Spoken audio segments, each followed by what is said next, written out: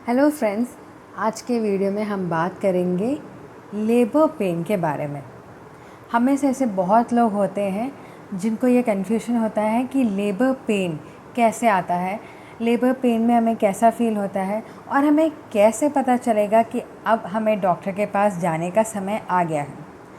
ये सारे कन्फ्यूजन्स ज़्यादातर फर्स्ट प्रेगनेंसी में होते हैं, क्योंकि हमें लेबर पेन पहले कभी हुआ नहीं होता, तो हमें इतना आइडिया नहीं होता कि ये कब होगा और कैसा फ़ील होगा और कब हमें पता चलेगा कि हमें डॉक्टर के पास तुरंत जाना है। तो आज के वीडियो में हम इसी टॉपिक के बारे में बात करेंगे। आज के वीडियो में मैं आपको कुछ साइंस और सिम्टम्स, कुछ लक्षण बताऊंगी जिन्हें देखकर आपको एक आइडिया लगेगा कि ये लेबर पेन की शुरुआत है और हमें डॉक्टर के पास अब चले जाना चाहिए। तो सबसे पहले लेबर पेन जब वर्ड हम सुनते हैं तो उससे क्या समझ आता है? वो है पेन आना, दर्द होना। दर्द कैसे होता है? जैसे कि एग्जैक्टली मेंसेस में होता है। आपको मेंसेस में पेन कैसे आता है? बैक के तरफ से होकर फ्रंट के तरफ आता है, मतलब कि पीछे के तरफ से पेन शुरू होता है और वो आगे के तरफ आता है और आगे के तरफ होते हुए वो सीधे पैर तक स्प्रेड होता है। वैसे ही लेबर पेन भी होता है, पीछे से शुरू होकर आगे जाता है और पूरे पैर में स्प्रेड होता है और धीरे धीरे पेन का जो स्ट्रेंथ है वो बढ़ते जाता है। शुरुआत में ये पेन थोड़ा धीरे धीरे आता है, उसके बाद फिर उसका टाइम कम होते जाता है, हर थोड़े थोड़े देर में आने लगता है और फिर धीरे धीरे धीरे धीरे इसकी स्ट्रेंथ बढ़ने लगती है, इसकी इंटेंसिटी बढ़ने लगती है और आखिर में ऐसा होता है कि जैसे जैसे पेन बढ़ते जाता है वैसे वैसे आपका पेट भी कड़ा होने लगता है। ये एक निशानी है कि आपको लेबर पेन आ रहा है और आपको डॉक्टर के पास जाना चाहिए। आमतौर पर लेबर पेन को लेकर कुछ कन्फ्यूजन्स इसलिए भी रहते हैं क्योंकि जनरली प्रेगनेंसी में दो टाइप का पेन माना जाता है, फॉल्स पेन और ट्रू पेन। फॉल्स पेन, जिसे हम ब्रैक्सटन हिक्स कंट्रैक्शन कहते हैं, ये पेन प्रेगनेंसी में कई बार होता है। तब हम सोचते हैं कहीं लेबर पेन तो नहीं आ गया, बट असल में फॉल्स और ट्रू लेबर के बीच में डिफरेंस ये है कि फॉल्स लेबर में जैसे आप कभी रेस्ट कर लेंगे या थोड़ा पानी पी लेंगे या यूरिन पास कर लेंगे या मोशन पास कर लेंगे, कुछ खा लेंगे, तो ये पेन जो है चले जाता है। ये पेन ऐसे धीरे धीरे बढ़ता नहीं है, ये पेन आता है और चले जाता है और इससे हमारा पेट भी इतना कड़ा नहीं होता, हमें कोई इतनी ज़्यादा तकलीफ़ नहीं होती क्योंकि पेन आता है और चले जाता है।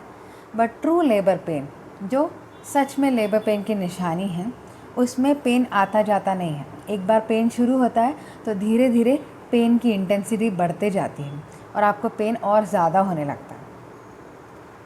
तो ये होता है ट्रू लेबर पेन।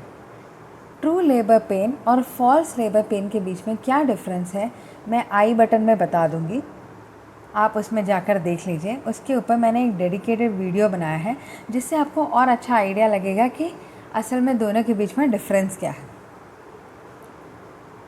और इसके अलावा अगर आपको ऐसा लगे कि आपको फिर भी कोई कन्फ्यूजन है, तो अगर आपको पेन उठता है तो आप जाकर एक बार डॉक्टर को दिखा सकते हैं। दिखाने में कोई हर्ज नहीं है।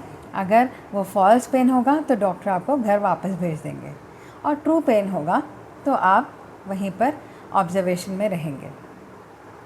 तो ये थी पहली निशानी, जो कि लेबर पेन की पहली निशानी है। दूसरा है एमनियोटिक मेम्ब्रेन की झिल्ली फटना। एमनियोटिक मेम्ब्रेन मतलब ये वो झिल्ली होती है जिसके अंदर बच्चा घूमता है। इसके अंदर एक तरल पदार्थ होता है जो पानी के जैसा होता है।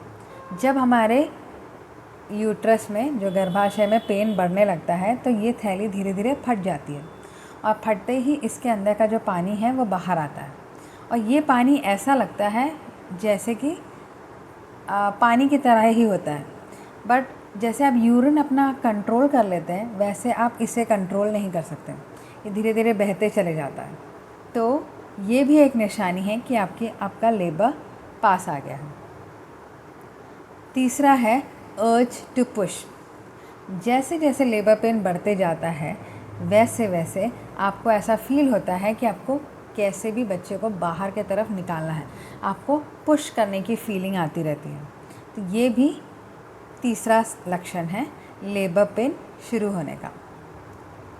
नेक्स्ट है ब्लीडिंग। आपको थोड़े थोड़े बूंद में या थोड़ा ज़्यादा बूंद से थोड़ा ज़्यादा ब्लीडिंग हो सकता है, जो एक और निशानी है कि आपका लेबर पेन शुरू हो रहा है। अगला लक्षण है डायलेटेड सर्विक्स। सर्विक्स मतलब ये वो भाग होता है जहाँ से बच्चा बाहर आता है। इसका मुंह अगर बंद होगा तो बच्चा बाहर नहीं आ सकता। इसका मुंह पूरी तरह से खुलेगा तभी बच्चा बाहर आ सकता है। तो आप ये मानकर चलें कि सर्विक्स का मुंह 10 सेंटीमीटर कम से कम खुला होना चाहिए ताकि बच्चा गर्भाशय से बाहर आ सके। तो जैसे जैसे बॉडी में पेन बढ़ता है और तो ये धीरे धीरे सर्विक्स क्या होता है, धीरे धीरे उसका साइज़ बढ़ते जाता है और उसका मुंह खुलते जाता है और फिर वो अपने आप को रेडी करता है ताकि वो बच्चे को गर्भाशय से बाहर निकाल सके। बट डायलेटेड सर्विक्स जो है आपको नहीं पता चलेगा। आप जब हॉस्पिटल में जाएंगे तो डॉक्टर या नर्सेस चेक करके बताएंगे कि गर्भाशय जो है सर्विक्स का मुंह इतना खुला है तो अभी टाइम है। उसके आधार पर वो लोग समय बताते हैं कि कितना वक्त लगेगा। अगर वो कहते हैं कि 10 सेंटीमीटर खुल गया है, इसका मतलब ये है कि आपका समय आ गया है और अब बेबी कभी भी बाहर आ सकता है। इसके अलावा एक और इम्पॉर्टेंट चीज़ है, वो ये है कि आपको तुरंत डॉक्टर के पास अप्रोच करना है अगर आपको लगता है कि बच्चे की मूवमेंट में कमी है। अगर बच्चे का हलचल कम हो रहा है, मूवमेंट कम हो रहा है, तो तुरंत डॉक्टर के पास जाएं और चेक कराएं, क्योंकि ये अच्छी निशानी नहीं है।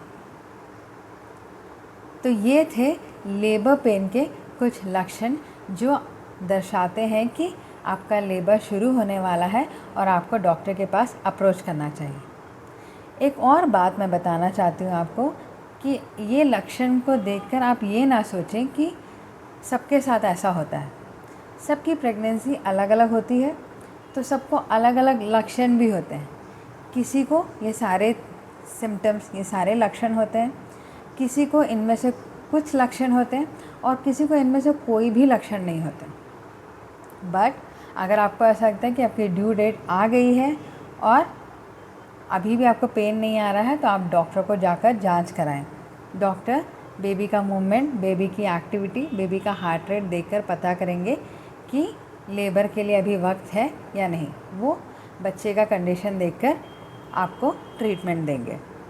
तो इसलिए मैं बस एक जनरल आइडिया बताने के लिए आपको ये सिम्टम्स बता रही थी ताकि आपको एक आइडिया लगे कि ये सारे लक्षण जब होते हैं तो इसका मतलब ये होता है कि लेबर पेन शुरू होने वाला है। तो फ्रेंड्स, मेरा वीडियो अगर आपको अच्छा लगा हो तो प्लीज़ इसे लाइक और सब्सक्राइब करना ना भूलें और इसे और लोगों के साथ भी शेयर करें ताकि उनका भी लेबर पेन के प्रति जो इनिशियल लक्षण, जो इनिशियल साइंस एंड सिम्टम्स जो होता है उन्हें भी पता चल सके। तो मिलेंगे हम अगले वीडियो में कुछ और नई जानकारी के साथ। तब तक स्टे ट्यून, बाय बाय।